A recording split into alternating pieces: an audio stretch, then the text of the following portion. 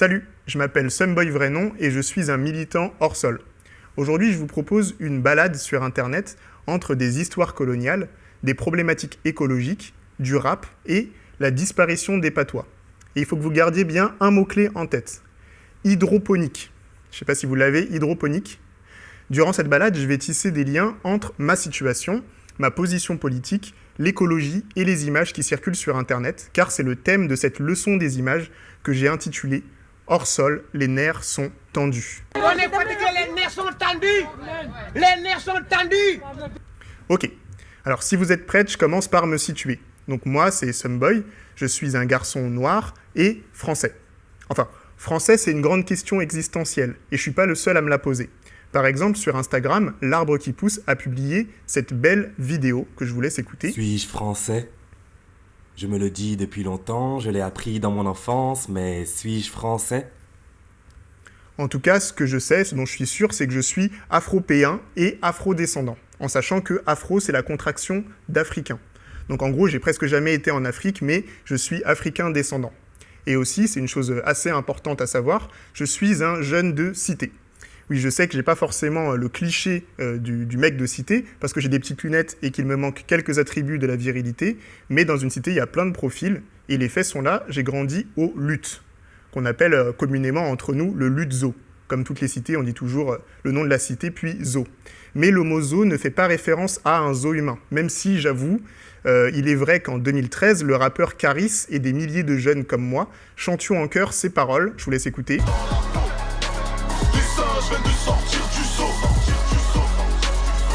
Alors, est-ce qu'on peut dire que Caris compare les cités à des zoos humains ? Et est-ce qu'il faut faire le lien avec Mowgli et les bêtes sauvages dont nous parle PNL à longueur de chanson ? Ça fait beaucoup de questions existentielles, mais moi, la vraie question que je me pose, c'est pourquoi revendiquer le zoo pour se réapproprier nos cités ? J'ai été faire un petit tour sur Wikipédia, et selon Wikipédia, un parc zoologique, aussi appelé jardin zoologique, ou plus communément zoo, est un espace où sont réunies de nombreuses espèces animales, pour la plupart sauvages, vivant dans des espaces clos. Ils ont pour but le divertissement, la conservation des espèces, la pédagogie et la recherche scientifique. Alors c'est une définition bien sympathique, mais les autoristes de cet article ont oublié d'expliquer le contexte dans lequel ont été conçus les parcs zoologiques. Ces parcs, ouverts au public, apparaissent à la fin du XVIIIe siècle dans les grandes villes des métropoles coloniales occidentales. Alors moi j'ai fait CTRL-F pour chercher le mot colonie, mais non, ça n'existe pas sur cette page, expression non trouvée. Alors puisqu'on est dans ce genre de déni, il nous faudra tisser des liens nous-mêmes avec une pensée arborescente. Nous parlions de parcs zoologiques. Alors cherchons un exemple. Voici le site du jardin d'acclimatation de Paris, qui s'appelait au départ le jardin zoologique d'acclimatation. On nous dit que dès son ouverture, le 9 octobre 1860, toutes les couches de la société se pressent au jardin d'acclimatation pour s'extasier devant les girafes, les zèbres, les kangourous, les guépards et les antilopes. Et un peu plus bas, si je descends un peu, il y a un chapitre intitulé 1877-1931, spectacle ethnique et culture de masse au temps des colonies. Et là, on nous dit « La Troisième République marque les esprits par sa passion effrénée pour l'exotisme, les voyages et l'ethnologie. De nombreuses manifestations s'inscrivent dans le cadre de l'expansion coloniale. Et c'est en 1877 qu'est organisée la première exhibition ethnographique d'un groupe humain au jardin d'acclimatation. » Un peu plus bas, on voit que c'est une troupe de Nubiens, livrée par le zoologiste allemand Karl Hagenbeck, qui est installée devant les écuries, entre le pavillon des lamas et celui des mammifères. Le succès est immédiat, et l'attraction est si lucrative que 22 autres exhibitions vont suivre en 20 ans, celle de 1877. Alors après, je cherche un petit peu pour voir la fin de cette histoire. Cette série d'exhibitions s'achève en 1931 sur une triste mystification. Une centaine de Kanaks est hébergée dans des cases primitives et présentée à un public crédule comme des sauvages polygames et cannibales. Alors déjà, là, les nerfs sont tendus. J'ai une amie qui s'appelle Justine Chiveil et qui est artiste et qui me parle souvent des Kanaks. Ce sont les habitants autochtones de Kanaki, aussi appelés Nouvelle-Calédonie. Cette colonie française est aujourd'hui considérée comme un outre-mer français. Et d'ailleurs, le débat sur son indépendance continue toujours aujourd'hui, en 2021. Personnellement, là je fais une petite digression, mais j'ai pris l'habitude de lier colonisation et écologie, car la colonisation a toujours eu pour objectif d'exploiter les sols et les peuples colonisés pour le bénéfice d'une métropole. C'est ce que j'appelle l'exploitation coloniale. Et c'est pour ça que la zoologie, l'agronomie et les sciences de la vie et de la terre sont au cœur du projet colonial. Si on prend un exemple, la France contrôle l'exploitation coloniale du nickel en Kanaki. En effet, la Kanaki est le 5e producteur mondial de nickel. C'est ce même nickel qui est au centre de tensions qui paralyse l'île depuis fin 2020, mais dont on n'entend pas vraiment parler en métropole, comme si ça n'était pas finalement la France. Alors je sais que j'ai un peu dérivé là, mais c'est ça la pensée en arborescence. En fait, on ouvre un onglet, puis un autre, et on nage en pleine sérendipité. Mais revenons à nos parcs et expositions. On a cité les parcs zoologiques, le jardin zoologique d'acclimatation, et j'aimerais aussi parler du jardin d'agronomie coloniale, qui est situé en région parisienne, à Nogent-sur-Marne, dans le bois de Vincennes. Là, j'ai fait une petite composition avec des éléments que vous pouvez voir dans le jardin. Il a été créé à la fin du 19e siècle pour répertorier et étudier les semences venues de tout l'Empire et pour piloter à distance la politique d'agronomie coloniale française. Moi, perso, j'y passe pas mal de temps, enfin, vous pouvez y aller, c'est gratuit. Vous pouvez consulter sa bibliothèque d'archives coloniales et je vous conseille aussi de faire un tour pour admirer les vestiges de l'exposition coloniale de 1907, qui restent sur place comme les ruines d'un empire dont on a du mal à faire le deuil. Franchement, c'est un endroit passionnant. Et petit fun fact, son nom a été transformé en jardin d'agronomie tropicale. Alors, à propos des dispositifs d'exposition coloniale, il ne faut pas oublier le musée de l'homme. Et à ce sujet, la réalisatrice Camille Varenne m'a montré un cours de Bénédicte Savoie au Collège de France. Un cours sur les présences africaines dans les musées européens. Écoutez ce qu'elle dit. Ce qui change considérablement au XIXe siècle, et on l'a évoqué lorsqu'on évoquait les musées, c'est que désormais, en Europe, se met en place, à partir de l'époque napoléonienne, l'idée qu'il faut apporter les objets à soi pour pouvoir se les approprier intellectuellement. Donc ce moment d'aller vers se transforme en les objets viennent vers nous. Et autour de 1900, ce qui va se passer sur les avant-gardes européennes, des gens comme Picasso, c'est que ces objets venus vers eux, dans des circonstances qui nous occuperont dans les séances suivantes, ces objets venus vers eux vont les transformer aussi. Alors, on le sait, l'art moderne a transformé l'imaginaire occidental grâce à ces dispositifs d'exposition coloniale, qui continuent encore aujourd'hui à concentrer les cultures colonisées au cœur des métropoles coloniales. Et là, vous allez avoir l'impression que je dérive encore, mais rappelez-vous du mot-clé, c'était hydroponique. Et écoutez cette punchline du roi Enoch, qui est un personnage mythique de l'Internet francophone. Faut qu'on se nourrit bien. Le pain est fait de fécule de blé biologique, comme l'hydroponique. Allez, venez, merde. Depuis tout à l'heure, j'essaye de vous matrixer avec la notion d'hors-sol. Je ne vais pas droit au but parce que je ne suis pas un moteur de recherche et que je préfère explorer les branches. Alors, hors-sol, comme ces graines qui poussent sous serre dans les jardins d'acclimatation, hors-sol comme nous, dans les tours des cités, hors-sol comme les exposés du zoo. Et quand j'ai essayé d'expliquer mon idée à Eden Tinto-Collins, que vous allez entendre dans quelques minutes, elle m'a immédiatement dit que ça lui faisait penser à l'hydroponie. Alors j'ai été faire un tour sur Wikipédia, comme d'habitude, pour voir qu'est-ce que c'est l'hydroponie. Et l'hydroponie, c'est la culture de plantes réalisée sur un substrat neutre et inerte. Ce substrat est régulièrement irrigué d'un courant de solution qui apporte des sels minéraux et des nutriments essentiels à la plante. Mais moi, j'avoue que dès que j'entends hydroponie, je pense roi Enoch direct. Ça se fait comme ça. Et je ne vous parle pas du roi juste pour le fun. En fait, le roi Enoch est québécois. Il parle français parce qu'il habite un territoire colonisé dès le XVIe siècle par la France. Je suis encore allé voir Wikipédia. De 1534 à 1763, le Québec est sous le nom de Canada, la région la plus développée de la colonie française de la Nouvelle-France. Et la Nouvelle-France, c'est ça. C'est vraiment énorme. Et ça nous confirme que les Américains sont les héritiers du projet colonial européen. C'est-à-dire colonisation blanche, quasi-extermination des peuples vivant sur place et import d'une main-d'œuvre esclave noire pour produire des ressources destinées à enrichir le monde occidental. Alors je ne sais pas si vous avez remarqué, mais là j'ai connecté avec l'esclavage qui explique la présence d'Afro-Américains francophones comme le roi Enoch dans cette partie du monde. Mais, c'est là que c'est intéressant, il n'y avait pas que des Noirs et les peuples premiers qui subissaient l'exploitation coloniale. En fait, un grand nombre de personnes blanches de régions pauvres de France, par exemple, ont été envoyés, parfois contre leur volonté, pour peupler et pour cultiver la Nouvelle-France. Ça, c'est mon ami Hugo Baranger qui m'a permis de m'en rendre compte. Hugo, c'est un membre du Nanisoka Group avec lequel j'ai conçu ce magnifique fond d'écran. Bref, en tout cas, Hugo, il m'a montré cette vidéo, que je vous conseille aussi d'aller voir, qui est au collé sur YouTube. Dès le 11e, on trouve de même, au 12e, le mêmement, de même façon aussi de même. Mais en Poitvin, et de même. Mais oui, et de même que là, de devait faire. C'est comme ça, c'est la vie, quoi. La fatalité en Poitvin, le maktoub. Et c'est aussi un mot qui fait partie des meubles au Québec. Mais eux ne savent même pas qu'on fait au Poitou. Parce que si leur devise est « je me souviens », eh ben le souvenant pas de grand-chose quand même. Parce que ne savant surtout pas qu'on avait d'autres langues qui existaient sur le territoire. Et puis que leur langue est beaucoup inspirée de ces patois. Ne voyant que les maudits français, qu'imposant la norme, le français pointu, bien pointuché, sont traumatisés par l'arrogance de Paris, le regard condescendant sur leur accent. Faut dire que l'idée de la francophonie, quand elle part de Paris, elle a toujours un petit goût de bon goût à distiller aux autres peuples.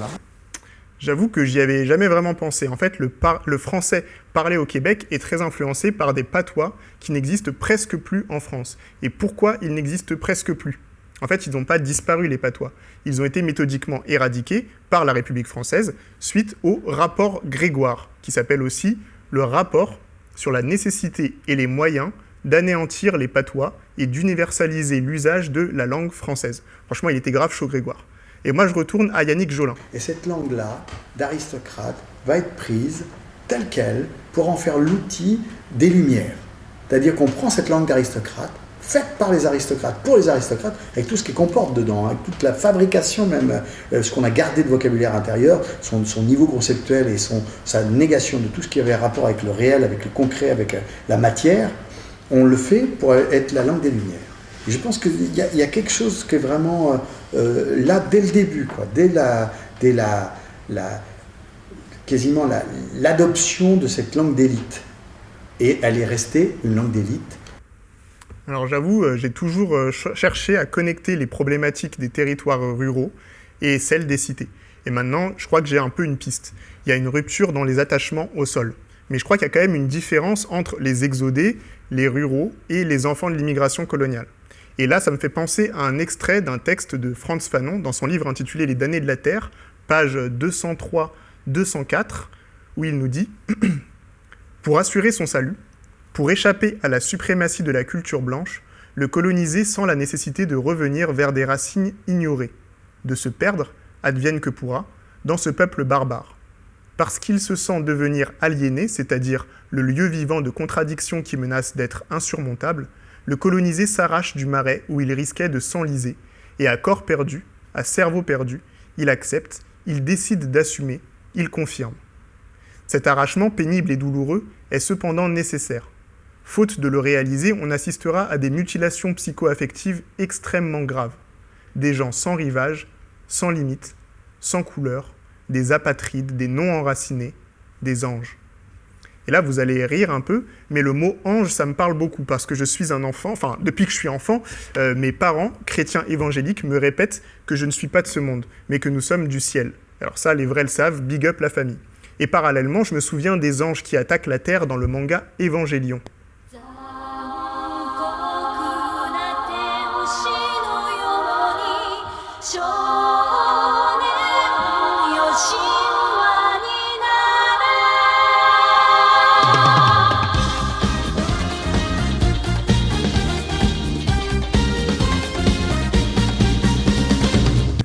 Alors ces anges-là, ils semblent venir de l'espace. Alors je vais ouvrir le livre de Malcolm Ferdinand qui s'intitule « Une écologie décoloniale », page 138-140, au chapitre intitulé « Des astronautes sur Terre ». Et je vous en lis un extrait. « Faire de la Terre un spaceship ou un vaisseau ne correspond point à une translation de points référents, par exemple du géocentrisme à l'héliocentrisme, mais consiste à enlever tout repère spatial fondamental depuis lequel l'expérience de la Terre est pensée, donnant lieu à une absence de sol. La transition du berceau au vaisseau consiste ainsi à s'arracher le sol et à se défaire de la qualité matricielle de la Terre. Les conséquences de ce matricide est une relation d'étrangeté des humains sur Terre, résultant en des humains sans sol. » Malcolm est martiniquais, comme la militante Jay Hassani, qui tente de trouver des solutions sur son île pour faire pousser des fruits et légumes malgré la pollution au chlordécone. Et ici, vous pouvez voir, elle développe avec d'autres personnes des jardins hors sol. Et il faut que je vous lise un second passage du livre de Malcolm Ferdinand, page 226 cette fois-ci. Il nous dit « L'esclavage eut pour principe d'ôter à ces êtres les pratiques culturelles par lesquelles ils participent à un écoumène, à une relation à la terre en tant qu'habitée par des humains et des non-humains. Les arts, les danses, les chants et les repas tissent des relations sociales qui consacrent une appartenance collective tout autant qu'une terrestrialité. Il en résulte des corps perdus, prisonniers d'une errance flottante, sans port collectif historique ou terrestre qui leur serait propre. »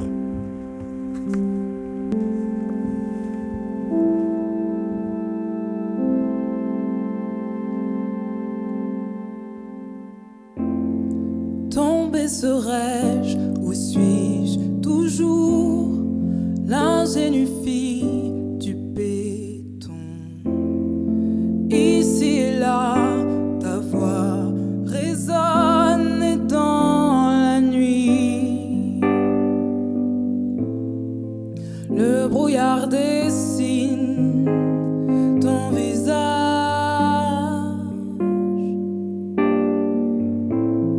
Je vis dans le songe et la quête de ne jamais oublier ton nom. Lorsque le doute s'empare de moi, soudain tu réponds avec des signes et des lueurs, drôles de sensations.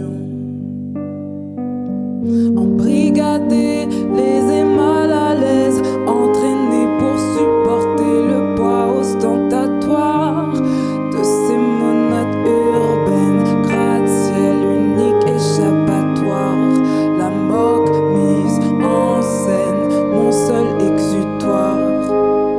Ébahi sous terre, abandonné, le beat crevé, faire tourner la machine au ralenti. Rien que je dévale à vide les étages, plein de confusion quant à ma présence ici. Tombé serais-je, où suis-je toujours, l'ingénue fille du béton.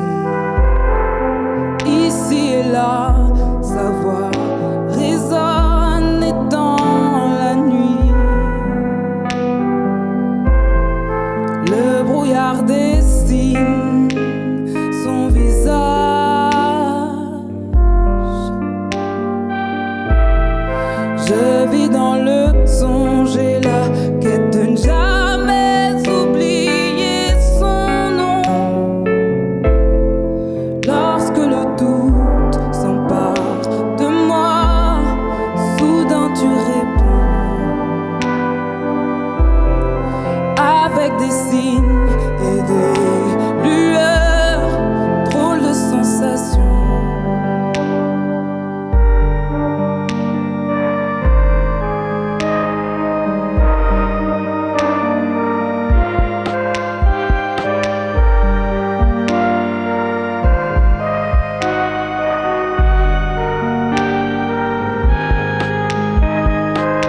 Assoiffée d'âme et d'harmonie, l'âme libérée de son corps. Dans une eau numérique, incandescente, trinque à notre folie, drainée par le goudron, résister rétorque à la mélancolie des verse-toi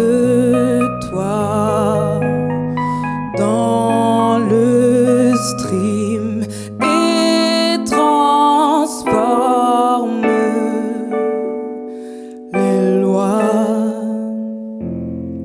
Ouate serais-je, où suis-je toujours aussi brave qu'un garçon? Ici et là, le bruit résonne et parasite ma mise en abîme dans le sillage.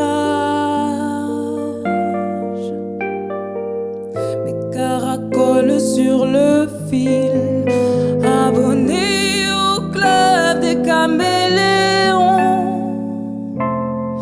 buté lorsque j'en fais des tonnes, soudain le béton armé me rappelle ses formes et sa musique.